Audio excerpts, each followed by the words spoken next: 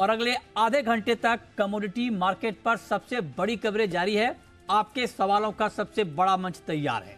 अगर आपने कमोडिटी में कोई ट्रेड किया है या फिर नया ट्रेड करना चाहते हैं, जानना चाहते हैं कि आपके लिए बाजार में कमाई के मौके कहां पर बनेंगे, तो आप सवाल पूछिए। नंबर आप नोट कर लें 02223001634। इसके अलावा आप 02223001635 पर भी अपना सवाल पूछ सकते हैं। और आज की चर्चा में हमारे साथ मेहमानों का एक खास पैनल है। हमारे साथ आज स्टूडियो में एक बेहद खास मेहमान जुड़े हैं। हमारे साथ हैं डीएन पाठक साहब, जो कि ईडी हैं सोपा के। हमारे साथ अमित खरे हैं जीसीएल ब्रोकिंग के, और साथ ही रवि दियोरा हैं कुंवरजी ग्रुप के। आप सभी का बहुत बहुत स्वागत है। और चर्चा की शुरुआत हम करने जा रहे हैं एक महत्वपूर्ण खबर के साथ। सोयाबीन को लेकर बातचीत हो रही है, और चूंकि पाठक जी सोपा एसोसिएशन ऑफ इंडिया के ईडी हैं, तो सोयाबीन को और सरसों को लेकर इस वक्त बहुत बात हो रही है, क्योंकि सोयाबीन के दाम एमएसपी से काफ़ी नीचे आ गए हैं, सरसों के दाम गिरे हैं, अभी नई क्रॉप और बड़ी आने वाली है। तो पाठक जी, किसानों की बात को आप बहुत ही प्रमुखता से रखते हैं, आपका एसोसिएशन बहुत पुराना है। इस वक्त एक डर है मन में तिलहन किसानों को कि उनको कहीं और कम भाव ना मिलने लगे।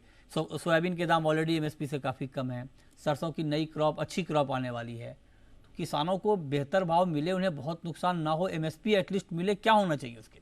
देखिए, इसके लिए दो तीन चीज़ें जो की जा सकती हैं। एक तो ये है कि सरकार तेल पे आयात शुल्क बढ़ाए, जिससे सरकार का रेवेन्यू बढ़ेगा, और जो दाम है ऑयल सीड के उनको सबल मिलेगा, तो कम से कम एमएसपी तक आ सकती हैं।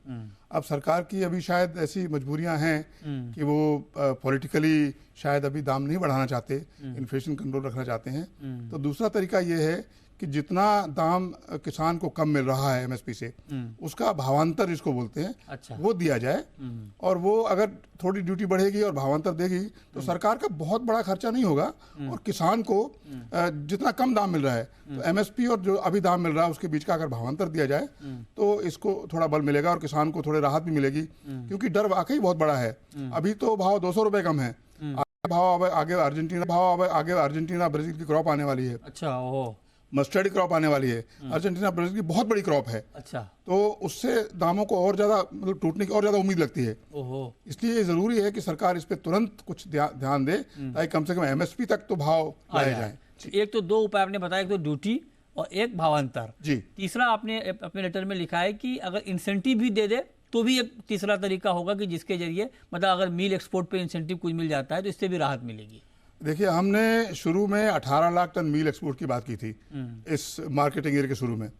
अभी मुझे लगता है कि वो आंकड़ा मुझे घटाए कम करना पड़ेगा, तो वो एक बड़ा नुकसान है। अच्छा, तो अगर सरकार कुछ इंसेंटिव एक्सपोर्ट पे दे, कुछ रोड टेप में बढ़ोतरी करे, कुछ ट्रांसपोर्ट असिस्टेंस है, जैसे हमारे यहाँ ट्रांसपोर्टेशन का कॉस्ट बहुत ज्यादा है, फैक्ट्री से लेके पोर्ट तक, उस पर कुछ किया जाए। पोर्ट के चार्जेस बहुत ज्यादा हैं, लॉजिस्टिक कॉस्ट हमारी बहुत ज्यादा है। तो अगर इस पे सरकार कुछ करे, और थोड़ा हमारा नॉन जीएम का ब्रांड इक्विटी है, यूएसपी है, इसका अगर प्रमोशन किया जाए दुनिया के बाजार में, यूरोप में बहुत बड़ी डिमांड है नॉन जीएमओ की, तो एक्सपोर्ट को बल मिलेगा। करीब $50-60 $70 अगर एक्स्ट्रा हमको मिलने लगेंगे, और थोड़ी ये राहत मिले, ट्रांसपोर्ट सब्सिडी मिलेगा, तो हम एक्सपोर्ट कर सकते हैं। अच्छा, पिछले साल हमने 18 लाख टन एक्सपोर्ट किया था।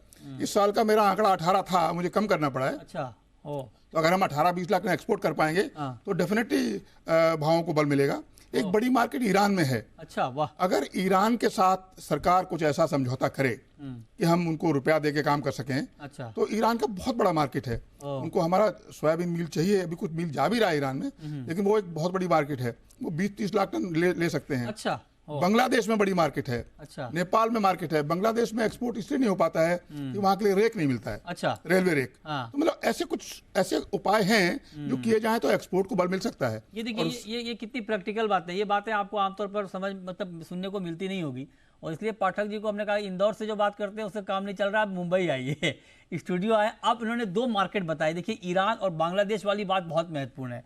अब ये कह रहे हैं कि ईरान में अगर थोड़ा बहुत करेंसी का मामला सॉल्व हो जाए तो वहाँ पे एक बड़ा एक्सपोर्ट हो सकता है। बांग्लादेश में कह रहे हैं कि अगर रैक का प्रॉब्लम सॉल्व हो जाए तो वहाँ पर एक्सपोर्ट, मतलब दो नए एवेन्यू इन्होंने बताए एक्सपोर्ट के, जहाँ पर आप एक्सपोर्ट कर सकते हैं। एक्सपोर्ट से डबल फायदा होगा। डबल फायदा ये होगा, एक तो प्राइस में जो गिरावट आ रही है वो रुकेगी, और किसानों को अच्छा भाव मिलेगा, सरकार को रेवेन्यू मिलेगा, और इंडस्ट्री को भी बड़ी राहत मिलेगी जो इंडस्ट्री नुकसान में चल रही है। तो ये आपने नए, ये तो आपने सरकार को दिया है सर प्रेजेंटेशन की ईरान और बांग्लादेश यहाँ पर भी एक्सपोर्ट का पोटेंशियल है? हमारे यहाँ एडिशनल सेक्रेटरी हैं कॉमर्स के, हाँ। जो कि एक्सपोर्ट के हेड एग्री एक्सपोर्ट के, हाँ। वो फॉर्चुनेटली सोपा में आए थे। अच्छा। और हमने उनको ये बड़ा प्रेजेंटेशन एक दिया था। हाँ। और उन्होंने कहा था कि हम इन चीज़ों पे विचार करेंगे। हालांकि ड्यूटी के बारे में उनका यही कहना था कि अभी ठीक है, वो तो हम सब समझते हैं। और बाकी चीज़ों के उन्होंने बोला बाकी चीजें कर सकते हैं भाई, इंसेंटिव है, शायद वो एक्शन शुरू कर भी रहे हैं। इंडिया ब्रांड इक्विटी फंड से कुछ पैसा लेके, आज कुछ खर्चा करके इंडियन ब्रांड सोयाबीन मील को प्रमोट किया जाए, एक बड़ा स्टेप है। अरे ये बड़ी बात बताइए। प्रीमियम हमको मिल सकता है, बड़े आराम से प्रीमियम मिल सकता है $50-60 का, जो कि अभी नहीं मिल पा रहा है। अरे वाह। हाँ, ये देखिए सारी नई बात है। इंडियन ब्रांड सोया मिल, मतलब सोया मिल को कैसे प्रमोट किया जाए इंडियन ब्रांड को। और पाठक जी कह रहे हैं कि उसमें $50-60 का प्रीमियम आपको आराम से मिल सकता है। बिल्कुल मिल सकता है। अच्छा, तो उसके लिए काम चल रहा है अभी? उसके लिए अभी सरकार कुछ काम कर रही है। हमने अभी एक लिस्ट बनाया हुआ है, एजेंडा बनाया हुआ है कि कौन कौन से फीड जो शोज होते हैं, यूरोप में बड़े फीड शोज होते हैं, वहाँ पे पार्टिसिपेट करें सोपा और अपीडा के साथ जाके, वहाँ लोगों को समझाएं कि हमारा ब्रांड इक्विटी सोयाबीन मील कितना अच्छा है, और वहाँ प्रेजेंटेशन दें, फीड मिल वालों से मिलें। तो मुझे लगता है कि हम काफी सारा एक्सपोर्ट यूरोप में कर पाएंगे। अच्छा, आपने अपने लेटर में लिखा है कि अगर एक्सपोर्ट इंसेंटिव और बाकी चीजें हो जाए तो 30 से 40 लाख टन एक्सपोर्ट कर सकते हैं मिल। देखिए 30 से 40 लाख टन एक्सपोर्ट अल्टीमेटली हम कर सकते हैं, बिल्कुल कर सकते हैं अगले 2-3 साल में। तो अगर हम ये टारगेट पूरा कर लें, या मान लीजिए इस साल कितना पोटेंशियल आपको लग रहा है, अगर ये सारी चीजें हो जाए, इंसेंटिव मिल जाए, करेंसी वाला मामला हो जाए, रैक वाला हो जाए, तो कितना हम बढ़ा सकते हैं सर? देखिए मैंने जो 18 लाख टन का टारगेट लिया था, वो हम आराम से पूरा कर सकते हैं। पूरा कर सकते हैं। सिर्फ ईरान को अगर हो जाए तो ही हम पूरा कर सकते हैं। तो ईरान की बहुत बड़ी मार्केट है, ईरान और बांग्लादेश की। अच्छा, अगर हम 18 लाख टन एक्सपोर्ट कर दें तो क्या हम ये उम्मीद करें कि एमएसपी के लेवल में आ जाएगा प्राइस सोयाबीन का? हाँ, अगर हम इतना एक्सपोर्ट कर पाए 18-20 लाख टन, तो प्राइस को बल मिलेगा, इसमें कोई शक नहीं है मुझे। अच्छा। अगर तेल का थोड़ा ड्यूटी बढ़े या उधर तेल से थोड़ा राहत मिले तो मील की कीमत कम हो सकती है, और हम दोबारा तेल वाला तो अभी हमें लगता है 2-3 महीने भूल जाना चाहिए। लेकिन ये बाकी चीजें हो जाए, ट्रांसपोर्ट की बात है, ट्रांसपोर्ट फ्रेट थोड़ा कम हो जाए, रेल का फ्रेट बहुत ज्यादा है, वो थोड़ा कम हो जाए, थोड़ा हमको प्रीमियम मिल जाए। हाँ, एक आशंका मैं यहाँ पे और दूर करना चाहता हूँ आपके जरिए। बहुत से लोगों को ये लगता है कि भाई अगर मील पे इंसेंटिव मिल गया या मील के एक्सपोर्ट को प्रमोट कर दिया गया, तो अगर सीड के दाम बढ़ गए सोयाबीन के या मस्टर्ड के, तो कहीं ऐसा तो नहीं कि फिर से खाने के तेल के दाम भी बढ़ने लगेंगे? इस पर क्या कहेंगे आप? नहीं, देखिए तेल के दाम, क्योंकि हम 70-65% तेल आयात करते हैं, तो तेल के दाम पे हमारे इन चीजों से कुछ फर्क नहीं पड़ने वाला है। हाँ, तो हम प्राइस टेकर हैं, प्राइस मेकर नहीं है। हाँ जी, यस, ये देखिए ये बात भी क्लियर है, क्योंकि हमारी जो खपत है, मतलब आप इसको ऐसे समझिए कि हमारा जो कंजम्पशन है ऑयल का, हम जितना तेल खाते हैं उसका 65 से 70% हमें इंपोर्ट करना पड़ता है। तो जब आप इंपोर्ट पे डिपेंडेंट हैं, तो अगर अंतर्राष्ट्रीय बाजार में दाम ऊपर नीचे होंगे तब उसका फर्क पड़ेगा, ना कि यहाँ पर कोई मील पे इंसेंटिव मिल जाए या मील के एक्सपोर्ट को प्रमोट कर दिया जाए, उससे कोई फर्क पाठक जी कह रहे हैं कि यहाँ पे नहीं पड़ने वाला है। इनफैक्ट फायदा ये होगा, किसानों को अच्छा भाव मिलेगा, इंडस्ट्री बचेगी और एक्सपोर्ट का रेवेन्यू आएगा। Right sir? तो आप चूंकि सर आपका मतलब सोयाबीन पे एक्सक्लूसिव मतलब आपका एसोसिएशन है ना, सोपा, तो मतलब आपका ये धर्म बनता है कि आपकी इंडस्ट्री को भी नुकसान ना हो, आपका जो सोया तेल कंज्यूमर खाता है उनको भी मतलब ठीक ठाक रेट में मिलता रहे, और जो किसान है सोयाबीन के उनको भी नुकसान नहीं हो। इसको लेकर के आप लोग और क्या प्रयास कर रहे हैं?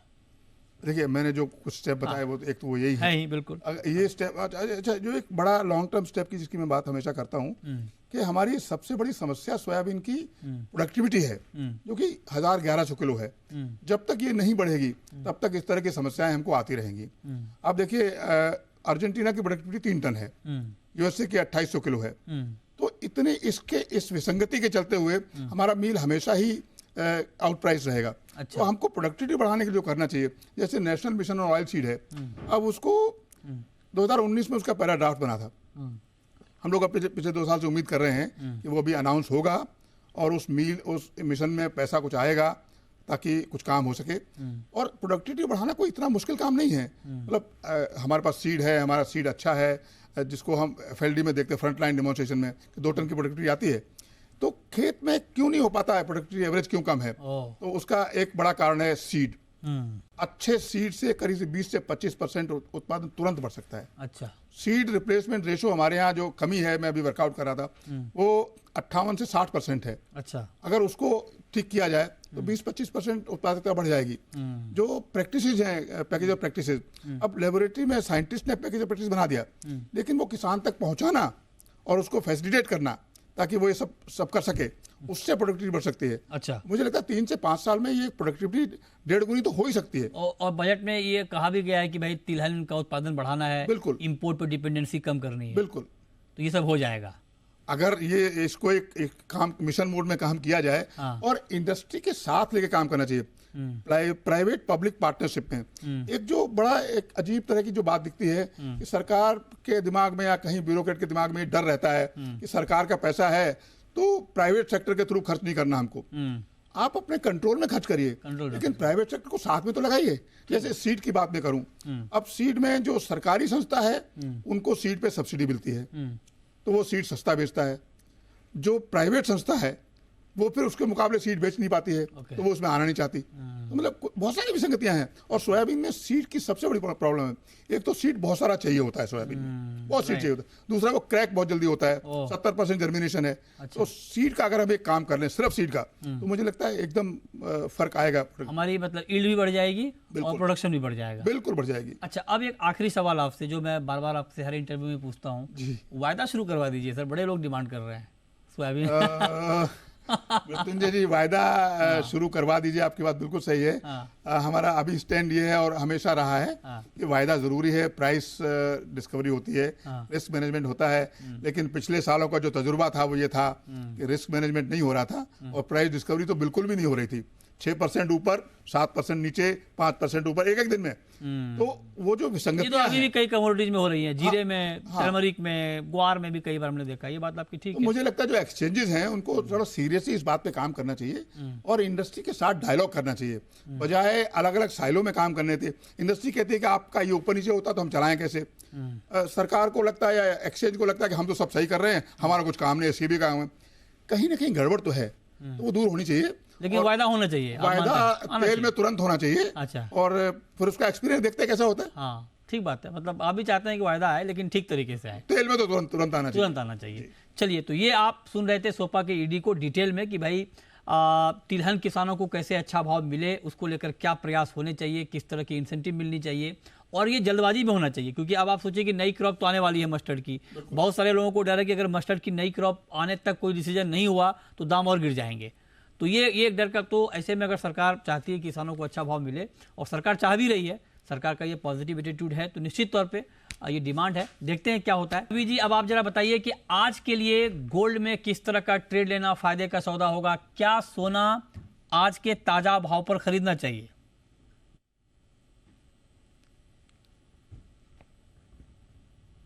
सॉरी, मेरे हिसाब से जो दो ट्रेडिंग सेशन से ऑलमोस्ट दायरा रहा है नीचे 60,100 से 60,500 के बीच गोल्ड में ट्रेड हो रहा है। हालांकि काफी वीक न्यूज के बावजूद भी, डॉलर इंडेक्स एंड ट्रेजरी बढ़ने के बावजूद भी, जो जियोपॉलिटिकल कंसर्न्स खड़े, इस हिसाब से प्राइसेस ज्यादा करेक्ट नहीं हो रहे। तो एटलीस्ट लग रहा है कि वहां पे थोड़ा स्ट्रेंथ है and particular buy and dips का स्ट्रेटेजी रखे। थोड़े यहाँ से नीचे आए 62,200 बाय करें, स्टॉप लॉस लगाए 60,000 का और टारगेट 62,600 तक जा सकता है।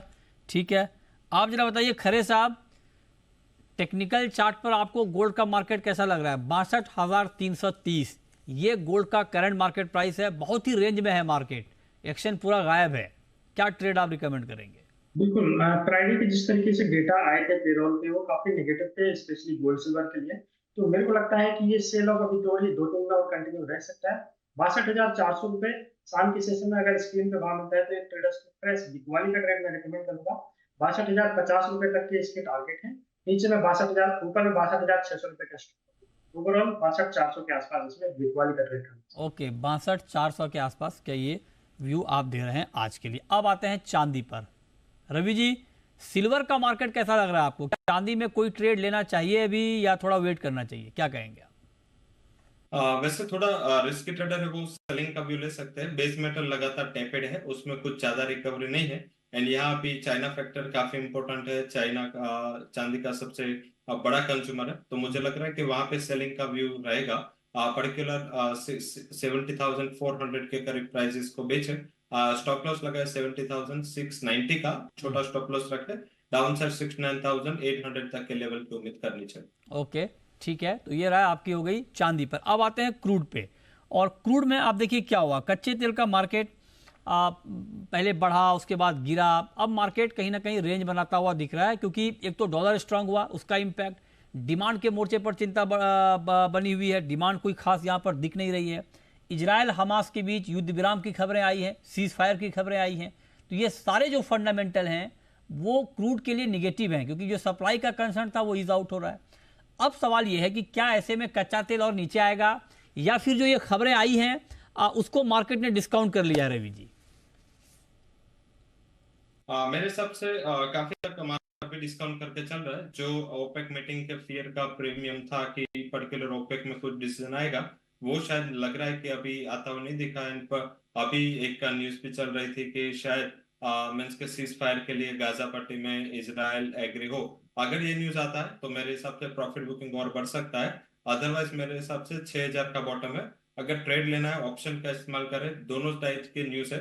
हालांकि प्राइसेस इतने ऑलमोस्ट 7-8% के करेक्शन के बाद domestic as well as international market में एक अच्छे सपोर्ट पे है, तो वहां पे कॉल ले 6000 का कॉल ऑप्शन है, वो भी 160 के करीब चल रहा है। वहां पे आप बाइंग की पोजीशन ले सकते हैं। स्टॉप लॉस 80 रुपए का लगा है। मुझे लग रहा है कि ये कॉल ऑप्शन आपको अपसाइड में 244 से 250 तक के लेवल दे सकता है। ठीक है। खरे जी, मेटल पर टेक्निकल कॉल सर आज शाम के लिए? मेटल पे अमितन जी, कॉपर काफी अच्छा बेस मेरे को दिखाई दे रहा है। ऑलरेडी करेक्शन इसमें पूरा हो चुका है। मेरे को लगता है 716 रुपए के आसपास इसमें एक फ्रेश खरीदारी का ट्रेड ट्रेडर्स को लेकर चलना चाहिए। 712 रुपए के स्टॉप लॉस के साथ इंट्राडे में मेरे को लगता है 720 से लेकर 722 तक के भाव देखने को मिल सकते हैं। ओके, आपकी कोई कॉल मेटल में रवि जी? डेफिनेटली मेटल में कॉपर आउट परफॉर्मेंस चांसेस लग रहे हैं। पर्टिकुलर वहां पे चाइना हालांकि एक फैक्टर बना हुआ है, बट मुझे लग रहा है कि और एक कमोडिटी है जो थोड़ी स्ट्रेंथ दिखा रहे हैं, वो एल्यूमिनियम है। एल्यूमिनियम में जितने भी कंपनी एल्यूमिनियम के प्रोडक्शन में या माइनिंग में, सबके न्यूज में पर्टिकुलर अभी एल्यूमिनियम की सप्लाई रिलेटेड थोड़ी दिक्कत चल रही है। तो मुझे लग रहा है कि एल्यूमिनियम 200 के करीब अच्छा सपोर्ट है। थोड़ा 2 से 3 ट्रेडिंग सेशन का आउटलुक लगा के बाई करें। स्टॉप लॉस लगा है 198 का, और अपर साइड 205 तक के लेवल पे उम्मीद करनी चाहिए। ओके, ठीक है। तो ये रहा आपकी हो गई मेटल पे। अब आते हैं एग्री पर। खरे जी, एग्री में आपकी नजर कहाँ है आजकल? सबसे बढ़िया जो मोमेंटम अभी मेरे को दिखाई दे रहा है वो टीएमसी हल्दी वायदा में है। अभी आज का जो इसका भाव है वो 15,500 के आसपास है। मेरे को लगता है 15,000 का भाव अगर ट्रेडर्स को स्क्रीन पर मिलता है कल के ट्रेडिंग सेशन में, वहां पे एक शॉर्ट टर्म के लिहाज से 16,000 तक के टारगेट के लिए इसमें खरीदारी का ट्रेड लेके चलना चाहिए। 14,500 रुपए का स्टॉप लॉस है। थोड़ा सा अगर पोजिशनल व्यू लेके चले तो 18,000 तक के भाव भी टीएमसी में देखने को मिल सकते हैं। स्टॉप लॉस तो उड़ वहीं पे जाता है। वार्षिक द्वारा में एक रेंज बाउंड ही ट्रेड मेरे को लगता है करता हुआ दिखाई दे रहा है। सेम जीरे में भी एक रेंज का कारोबार रहेगा। ऊपर में 28,100 और नीचे में 26,000 के आसपास के इसके भाव रहेंगे। 28,100 का भाव अगर जीरा क्रॉस करता है तो जरूर इसमें तेजी का ट्रेड देखने को मिलेगा। ओवरऑल एक मिला जुला कारोबार। स्टॉप लॉस उड़ जाता है खरे जी। 6% में कहाँ टिकेगा स्टॉप लॉस? 6% ऊपर, 6% नीचे। बिल्कुल, जैसा कि मोमेंटम है, आज करेक्शन ऑलरेडी हो गया है। हाँ। कल भी हमने देखा निचले भाव से एक अच्छी रिकवरी टीएमसी में देखने को मिली। तो ओवरऑल जो इसका जो आउटलुक है और जो चार्ट है वो काफी पॉजिटिव है। निचले भाव पर प्राइसेस सस्टेन नहीं हो पा रहे हैं और वहां से एक अच्छा जंप देखने को मिलता है। तो मेरे को लगता है जब तक 14,500 का लेवल होल्ड है, इसमें एक अच्छा मोमेंटम टीएमसी में देखने को ग्वार पर आजकल कुछ नहीं बोल रहे हैं खरे जी, आप क्या हो गया? ग्वार पर तो आपकी कॉल काफी हिट हुई है। ग्वारशीट अमितन जी अभी स्क्रीन पे देख ही रहे हैं कि रेंज में ही कारोबार हो रहा है। जैसे ग्वारशीट मार्च वायदे की अगर हम बात करें तो 5500 से लेकर 5300 की इसकी रेंज मेरे को लगती है। अगर 5500 की भाव ये क्रॉस करते हैं तो आगे जरूर इसमें तेजी देखने को मिलेगी, जो कि 6,000 तक हो सकती है। ओवरऑल अभी शॉर्ट टर्म के लिहाज से देखें तो 5500 से 5300 की ही रेंज है। ओके, ठीक है। आपकी राय एग्री मार्केट पर ओवरऑल रवि जी, कहां पर आपको लगता है कि ठीक ठाक ट्रेडिंग पोटेंशियल है अभी एग्री में?